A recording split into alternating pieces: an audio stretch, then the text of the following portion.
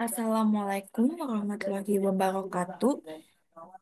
Halo Studimates, kembali lagi bersama You Studi Partner. Let's study.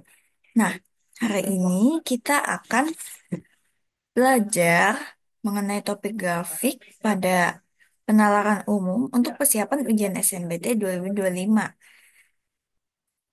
Nah, bahan pembelajaran ini dibiayai oleh donatur Let's Study. Nah, selanjutnya di sini aku mau memperkenalkan diri. Nama aku Triana Oktaviani. Aku dari Vokasi UI 2023. Achievement aku di sini, aku meraih skor 703 untuk sukses penilaian umum pada SNBT 2023. Lalu aku bekal pengalaman menjadi tutor UTBK selama setahun. Jadi aku udah mulai menjadi tutor tuh pada tahun 2024.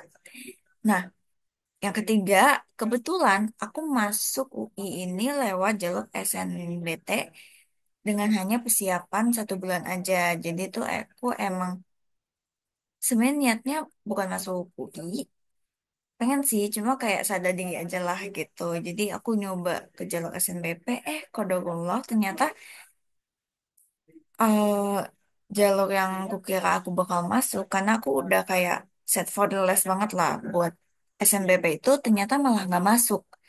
Terus saat itu aku langsung kayak, ah ya udah lah, yang penting belajar aja dulu. Sebenarnya nggak yakin banget sih karena emang waktunya cuma tinggal 1 bulan lagi kan gitu eh, dari jadwal pelaksanaan SNBT. Tapi aku ikhtiar aja gitu belajar dan doa ke orang tua juga buat ikut SNBT 2023. Alhamdulillah aku keterima di vokasi U. Nah, oke. Selanjutnya, di sini aku bakal bahas materi apa aja yang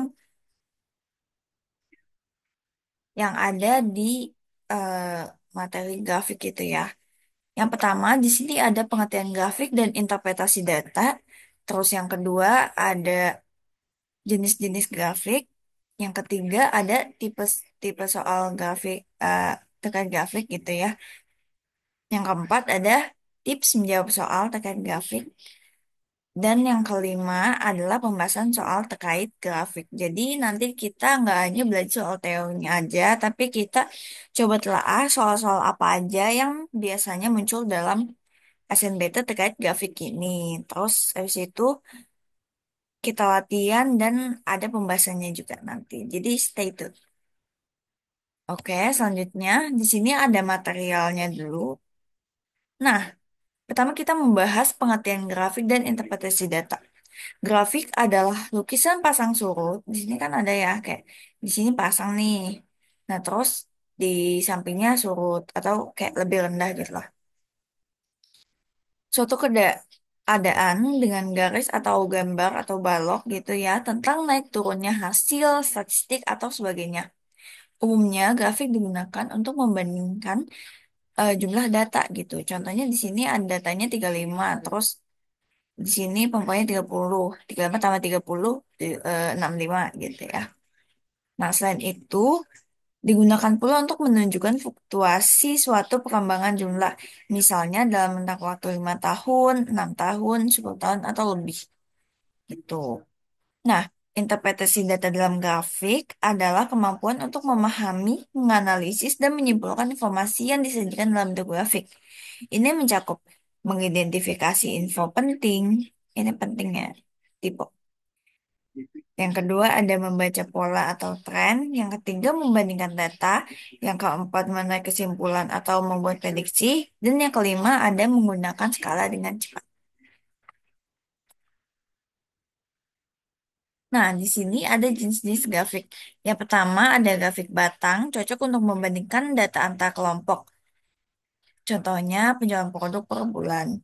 Terus yang kedua ada grafik garis gitu ya, atau diagram garis digunakan untuk menunjukkan perubahan data dari waktu ke waktu. Biasanya kalau di diagram garis di situ ada keterangan, oh misalnya ini Dari 2018 ke 2019 tuh naik turun atau setara gitu. Di situ bisa kita lihat. Nah, contohnya itu perkembangan nilai saham selama setahun. Kan saham itu naik turun ya gitu. Nah, terus yang ketiga ada grafik lingkaran atau pie chart, cocok untuk menunjukkan hasil proporsi atau persentase. Contohnya itu pembagian anggaran dalam suatu proyek. Nah, terus yang keempat ada histogram. Cuma histogram ini lumayan jarang sih, tapi kadang ada juga gitu ya. Karena histogram ini kan digunakan untuk menyajikan distribusi frekuensi data dalam kelompok atau interval gitu. Itu distribusi nilai ujian dalam kelas. Nah, di sini ada pertanyaan apa jenis grafik di bawah ini? Ada yang tahu? Ya, benar banget. Ini adalah diagram lingkar atau pie chart. Kan di sini jelas ya, ditulis cocok untuk menunjukkan preferensi atau presentasi. Nah, kita bisa dilihat nih, di sini ada bersepeda sebanyak 32,3% dan sepak bola 8,1% gitu. Nah, selanjutnya di sini ada soal terkait grafik dalam UTBK. Nah, soal yang sering muncul dalam UTBK terkait grafik biasanya menguji kemampuan seperti membaca soal membaca data secara langsung. Contohnya, berapa total penjualan di toko A dan toko B. Terus yang kedua ada soal analisis tren. Contohnya tuh berdasarkan grafik di bulan apa penjual mencapai puncaknya. Terus yang ketiga ada soal perbandingan yaitu eh, contoh berapa selisih penjualan antara kategori A dan B. Yang keempat presentasi atau proporsi yaitu contoh berapa persen sih kontribusi penjualan produk X dari total penjualan. Nah, yang kelima ada prediksi atau eh, ekstrapolasi yaitu jika tren terus berlanjut berapa penjualan di bulan Mei kayak gitu. Nah, selanjutnya di sini aku punya tips mengerjakan soal grafik 1 TBK. Yang pertama, kita harus memahami judul grafik yang menunjukkan contoh topik yang disajikan. Contohnya di sini kan ada kayak bola, monopoli, ular tangga gitu ya. Berarti ini adalah grafik permainan yang paling digemari baik laki-laki dan perempuan. Terus di sini kita periksa sumbu X dan Y. Sumbunya menunjukkan kategori nih yang di bawah ya ada bola, monopoli, ular tangga di sini sumbu X dan sumbu Y biasanya ada angka atau nilainya. Nah, terus identifikasi pola atau tren. Apakah trennya menunjukkan peningkatan, penurunan, atau stabil? Nah, di sini kita bisa lihat ya, bola awalnya tinggi, terus lama-lama turun, lama-lama naik lagi. Begitu juga dengan eh, permainan pada perempuan. Nah, terus yang keempat, perhatikan skala. Pastikan skala pada grafik dibaca dengan benar untuk menghindari kesalahan analisis. Gitu ya. Contohnya ini skalanya kan ada orang ya, ada 35, 30 berarti skalanya dalam satu orang gitu. Nah, terus ada analisis legenda. Jika grafik memiliki lebih dari satu data, atau kategori berbeda pixel legendanya. Nah, di sini yang namanya dinamakan legenda ya. Kalau yang warna biru berarti oh laki-laki. Yang warna biru muda berarti perempuan. Kayak gitu. Nah, di sini ada soal jenis pemain manakah yang paling digemari baik laki-laki maupun perempuan. Nih, di sini kita bisa lihat ya. Kalau misalnya laki-laki dia paling suka bola. Tapi kalau perempuan dia paling suka monopoli gitu. Oke, kita lanjut ke bagian praktis atau latihan soal. Pada soal soal yang pertama itu ada mode soal pilihan ganda. Ini emang biasa keluar ya pas SNBT gitu dari tahun 2023 terus 2024 sampai 2025 pasti ada. Nah, di sini kita lihat grafik tersebut menunjukkan hasil produksi tambang di Papua dalam jutaan ton pada tahun 2020 sampai 2024. Nah, lihat ya. Nah, terus pertanyaannya, pernyataan berikut yang paling tepat untuk memperkirakan jumlah produksi tambang meliputi tambang emas, baja pada tahun 2025 apa gitu ya. Nah, kita bisa lihat di sini yang A, coba kita lihat. Jumlah produksi tambang, produksi tembaga lebih kecil daripada tahun sebelumnya. Nah, di sini kita bisa lihat tembaga, dia menurun terus ya, kemungkinan gitu. Jadi, coba kita simpan, ya kita simpan dulu. Apakah ada yang lebih tepat atau ini yang paling tepat yang siap? Nah, terus yang B, jumlah produksi tembaga meningkat tajam. Tembaga itu yang merah meningkat kayaknya enggak ya, karena di sini di grafik dia tuh turun terus gitu. Jadi kayaknya sih enggak. Nah, terus yang C, jumlah produksi emas lebih besar daripada tembaga. Nah, di sini kita bisa lihat, sepertinya iya, karena bisa iya, bisa tidak sih gitu. Kayaknya kalau dibandingin sama aja ya, cuma awalnya tembaga itu tinggi, tapi lama-lama turun terus.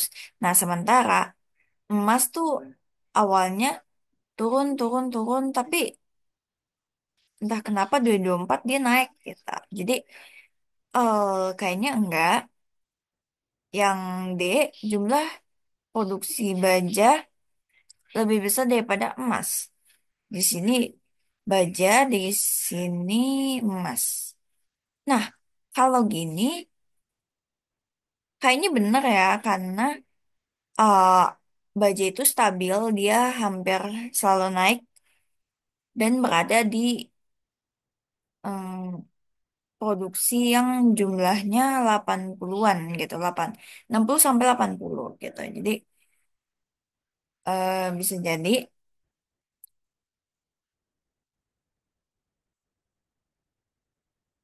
ya ini salah.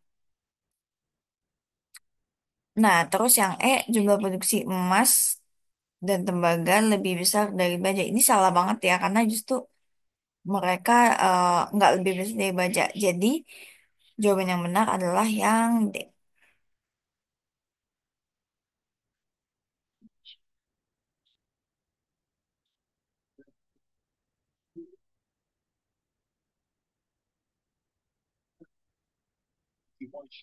Nah, gitu.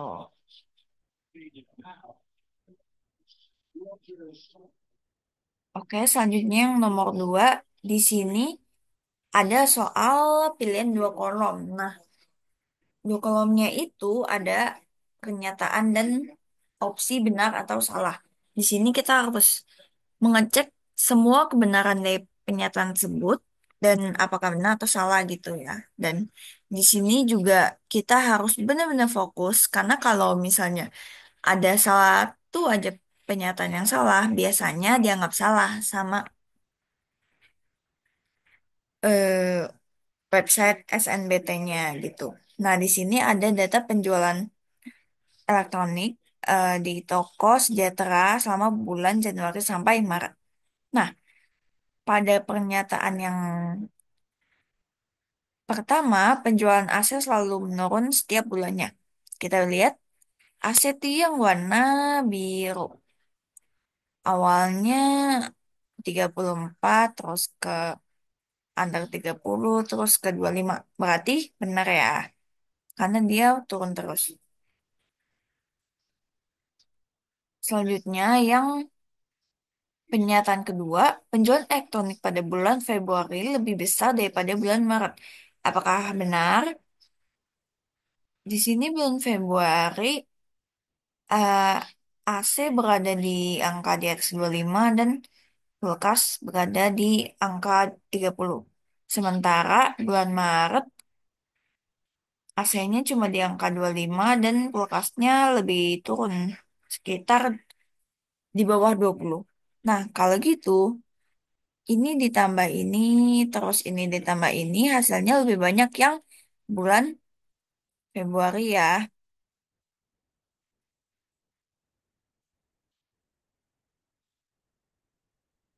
Jadi jawabannya itu benar. Nah, terus yang ketiga, penjualan kulkas selalu meningkat setiap bulannya. Apakah benar? Di sini pada bulan Januari dia penjualannya di angka 25, terus habis itu bulan Februari di angka 30, namun di bulan Maret dia menurun. Di angka di bawah 20. Berarti jawabannya salah. Lalu penyataan yang terakhir, total penjualan selama 3 bulan lebih besar daripada penjualan kulkas selama 3 bulan lebih besar daripada penjualan aset selama 3 bulan. Apakah benar seperti itu? Mari kita lihat.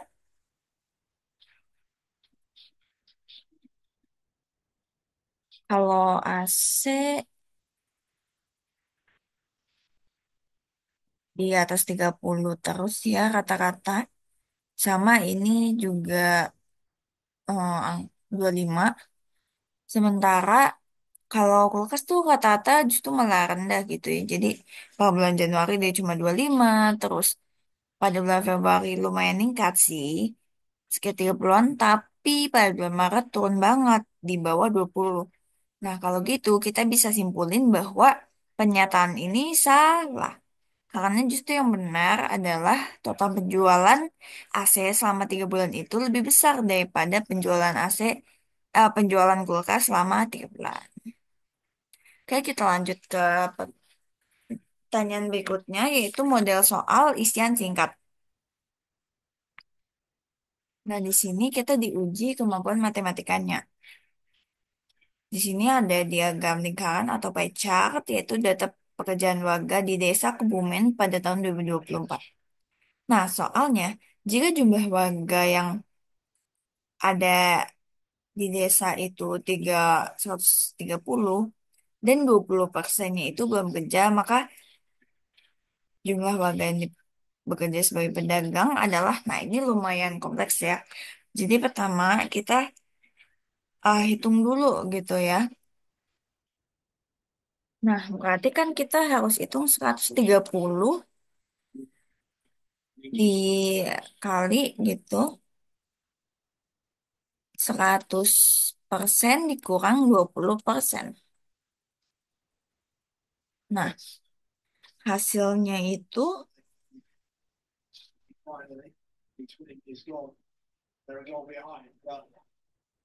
104.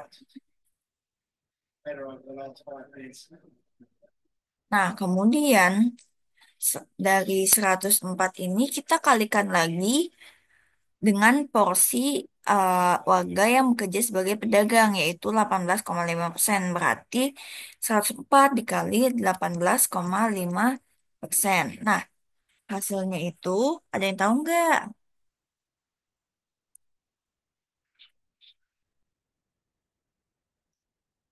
Yaitu sekitar 19,24 gitu ya. Karena ini orang, maka kita buletin aja menjadi 19 orang gitu. Sebenarnya ini tergantung ya. Kalau yang ditanyakan harga, kita pastiin untuk cantumin mata uangnya itu rupiah.